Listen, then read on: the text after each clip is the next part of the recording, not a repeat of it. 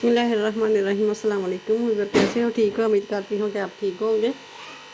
तो आज मैं बनाऊँगी फक्की। तो सौंफ ले लिए मैंने, 200 ग्राम सौंफ है और 200 ग्राम ही खरबूजे के बीज और थोड़े से ही मैंने तिल ले लिए। तो ये मैंने 1 चम्मच ले लिया है जवाइन। जवाइन भी इसमें शामिल कर दूँगी। मैं ये बनाऊँगी मैं हरनियों के लिए। मुझे पेट में हरनियाँ है तो इसलिए मैं ये वो बनाऊँगी।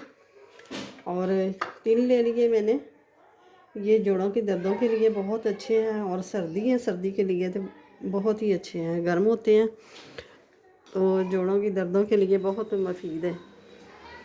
ये है चारे मगज़। चारे मगज़ भी पट्ठों को ताकत देते हैं। गैस को ऑन कर दिए।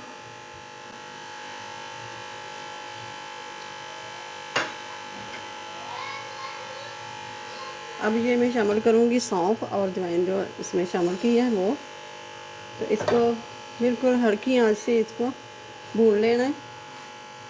इतना भूनना है कि इसका थोड़ा सा कलर चेंज हो जाए और खुशबू आने लग जाए। तो हल्की आंच से इसको भूनना है।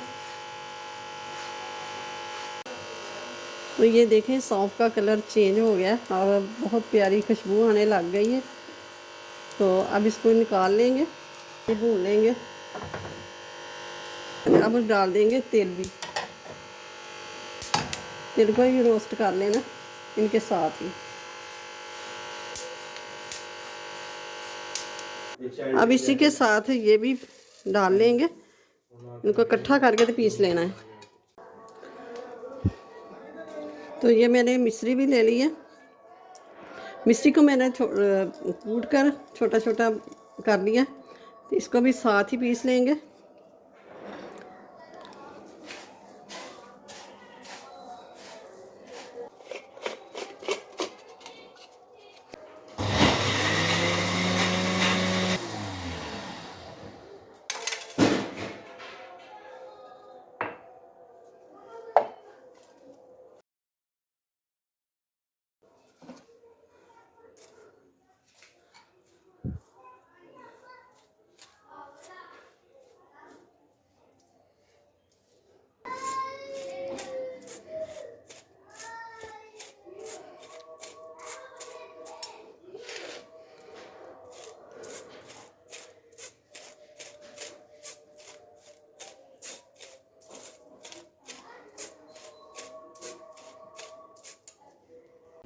अब ये देखें मैं प्लेट में निकाल लेती हूँ।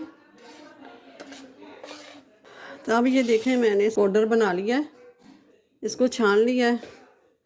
आपने घी शामिल करना हो तो थोड़ा सा घी भी शामिल कर सकते हैं, लेकिन मैंने ऐसे ही रखना है। मैंने नहीं कुछ भी नहीं, ना घी ना ऑयल, मैंने कुछ भी नहीं इसमें डालना। मैंने पहले भी 2 दफ़ा बनाया है। मुझे कुछ दर्द का ना, हर्नियों की दर्द जो होती है वो थोड़ा सा फाका हुआ था। अब मैं बताती हूँ कि कितना खाना है। तो ये 1 चम्मच लेना है इस तरह का, इस तरह करके 1 चम्मच लेना है। तो 1 चम्मच खाना है सुबह, 1 चम्मच खाना है शाम को।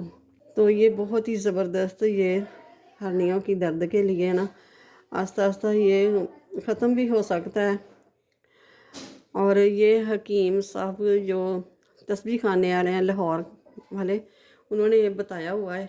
तो ये मैंने बनाया, तो आपको भी शेयर कर दिया।